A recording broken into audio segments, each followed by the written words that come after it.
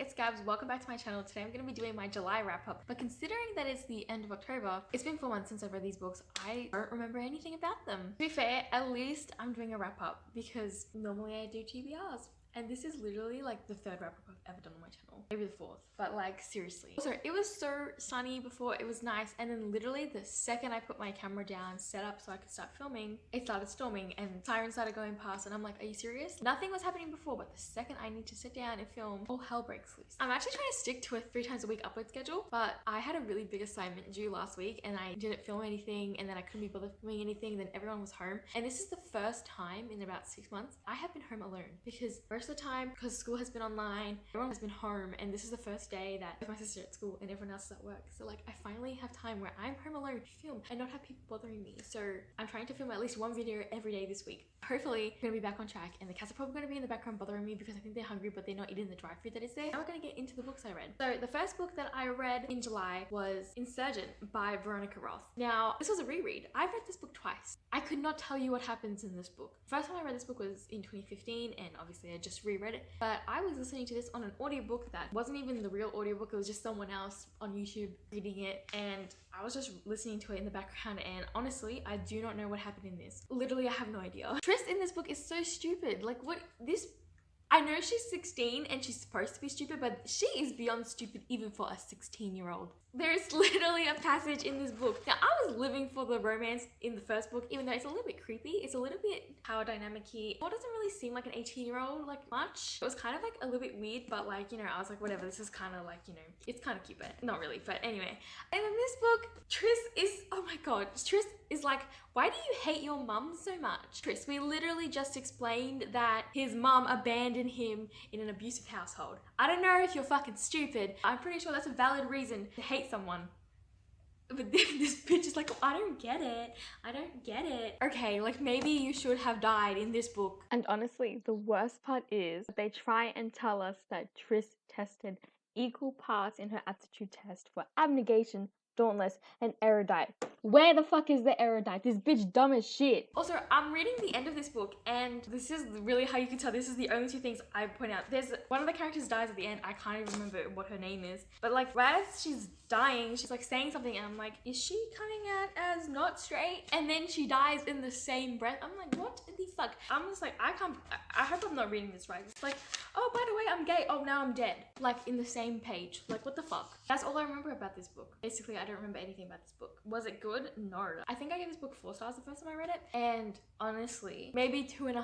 I don't think it deserves more than 2.5, but also I wasn't paying attention, so I don't know, maybe it does. But given the fact that it's not that memorable and I didn't really care about it, does it really deserve more than 2.5 stars? I don't think so. And also, I was reading that at the end of June. Like seriously, like I read that like the first 2 days of July. The second book I read in July was The Lightning Thief by Riordan. The reason I read this is because I am rereading the entire series, because it's been 5 years since I read this book the last time, and I wanted to reread everything and then read the last 3 books in Trials of Apollo, just because like details. I'm pretty sure I kept this at 5 stars. I mean, is it a 5 stars because it's good, or is it 5 stars because it's a little bit nostalgic? I definitely did find this very childish because it is for children. It is a middle grade book, but I was like, okay, this is a little bit like childish for my own taste, but like obviously it is supposed to be, so good on for being understandable by young children. Also, it was so funny reading this, given the fact that this book came out 15 years ago and the pop culture references are so outdated, but like they're still funny. The third book I read in July was Fangirl by Rowell.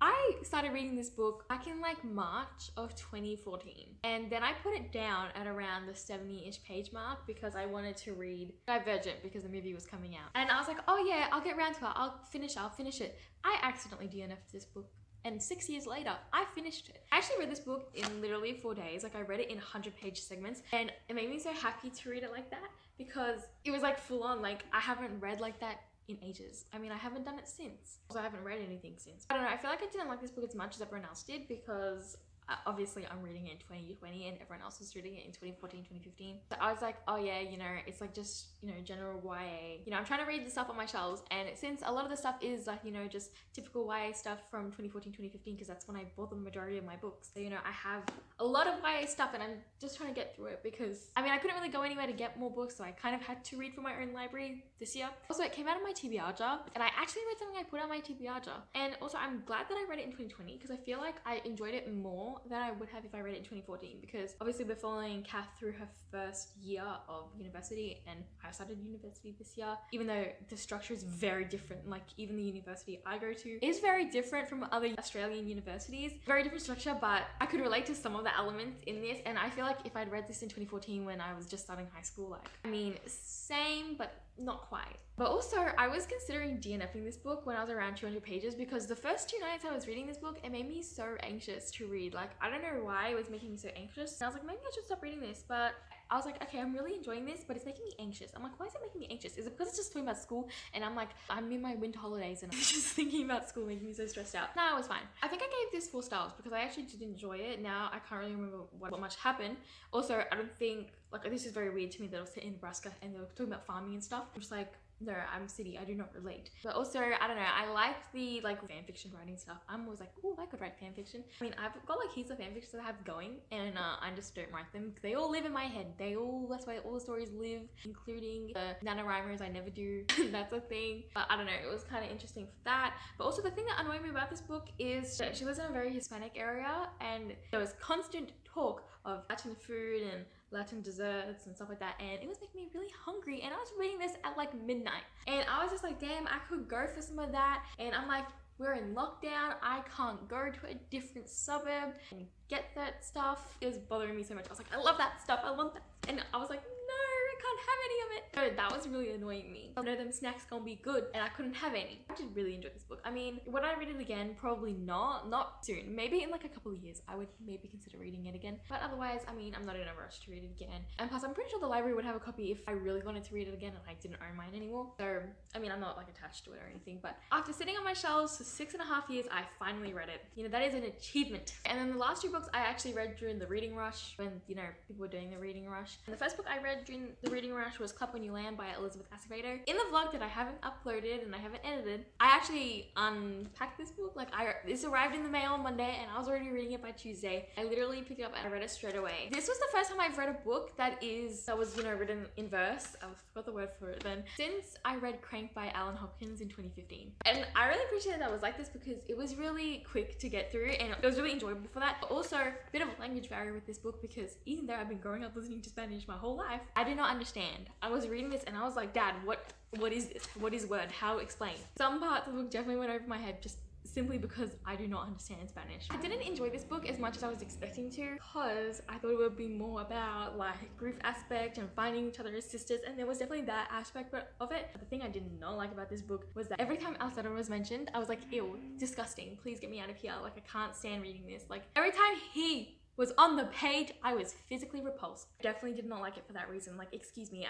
there's a higher possibility that if I had known about all this sexual violence, I would not have read this book. So be warned for that. But otherwise, I did really enjoy it. And also, again, every time food was mentioned in this book, I was like, yum. The description of food was heavenly. It was making me so hungry. And I was like, damn, I have to eat white people food. I was missing out, but I actually really enjoyed this book. Okay, I read it in a couple of days. So I think I only gave it 3 stars because obviously, like I mentioned, Acevado ruined this book for me, which I know I get, like, it's part of, like, you know, like the life in DR, but like it was still disgusting. Also, I like that it's a hotkeys book, so you got this on the back and it tells you like what it's about. But sisters, secrets, loss, and forgiveness, which there was actually a lot of that in this. And then the final book I read in July was The Sea Monsters by Riordan. Now this is definitely like a forgotten book. Like, I have read this book 3 times. I just finished reading it 3.5 months ago.